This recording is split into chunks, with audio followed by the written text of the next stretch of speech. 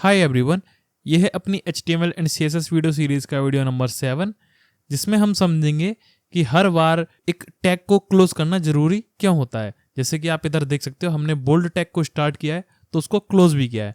तो ये करना जरूरी क्यों होता है, और अगर हम किसी टैग को क्लोज ना करें तो हमको क्या क्या एरर्स मिल सकते हैं, तो वो सब कुछ हम आज की वीडियो में समझेंगे। एक एग्जाम्पल के साथ मैं आपको समझाता हूँ। मान लीजिए अगर मैं इनपुट में कुछ इस तरह से यहाँ पर बोल्ड, इटैलिक, अंडरलाइन का यूज़ करता हूँ तो हमको आउटपुट में कुछ इस तरह से बोल्ड, इटैलिक और अंडरलाइन मिलते हैं।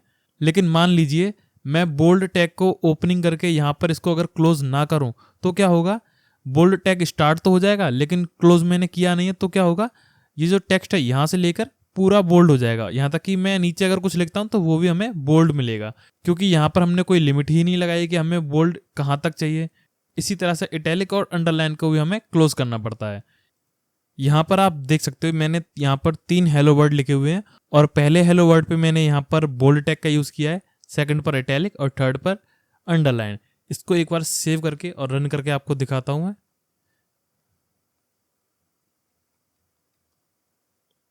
तो ये हमारे वेब पेज पर कुछ इस तरह से शो हो रहे हैं, जिसमें पहला हमारा बोल्ड है, सेकंड इटैलिक और तीसरा अंडरलाइन।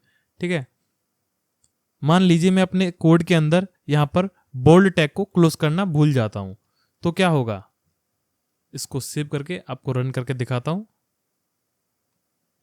तो आप देख सकते हो कि जो हमारा बोल्ड है वो यहाँ से स्टार्ट हो रहा है, लेकिन हमने उसमें कोई लिमिटेशन नहीं दी है कि वो कहाँ पर बंद होगा। तो जो बोल्ड है वो हमें यहाँ पर कंप्लीट मिल रहा है, और ये अगर मान लीजिए हम आगे कुछ भी लिखते हैं तो वो भी हमें बोल्ड में मिलेगा, क्योंकि हमने बोल्ड के अंदर कोई भी लिमिटेशन लगाई ही नहीं है।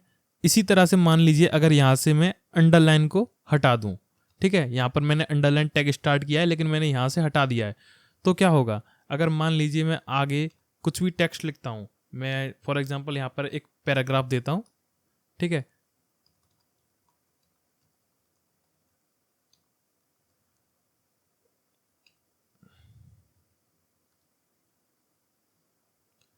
मैंने इधर एक पैराग्राफ दिया है, ठीक है, तो उसको सेव करके दिखाता हूं मैं आपको कि ये किस तरह का शो हो रहा है। तो आप इधर देख सकते हो कि जो बोल्ड टैग है हमारा यहाँ से स्टार्ट हो रहा है, लेकिन उसको हमने कहीं भी लिमिट नहीं दी है कि वो कहाँ क्लोज होना चाहिए, तो बोल्ड टैग सभी पर अप्लाई हो रहा है। और अंडरलाइन टैग हमने यहाँ से स्टार्ट किया है लेकिन कहीं भी क्लोज नहीं किया है, तो वो भी हमारा कंप्लीट हमारे पेज पर शो हो रहा है। ठीक है, अगर मैं बोल्ड को और अंडरलाइन को यहाँ पर क्लोज कर देता हूँ, अगर मैं यहाँ पर बोल्ड और अंडरलाइन टैग दोनों को क्लोज कर देता हूँ, तो जो हमारा वेब पेज होगा वो कुछ इस तरह से देखने को मिलेगा। हमने बोल्ड टैग यहाँ से स्टार्ट किया है और उसकी लिमिटेशन हमने कहाँ तक लगा दी है, यहाँ तक, क्योंकि हमने यहाँ पर बोल्ड टैग को क्लोज कर दिया। इसी तरह से अंडरलाइन टैग को हमने यहाँ से स्टार्ट किया है और यहाँ पर क्लोज कर दिया है। ठीक है, तो आप समझ गए होंगे कि ये लिमिटेशन लगाने के लिए हमको टैग को क्लोज करना जरूरी है।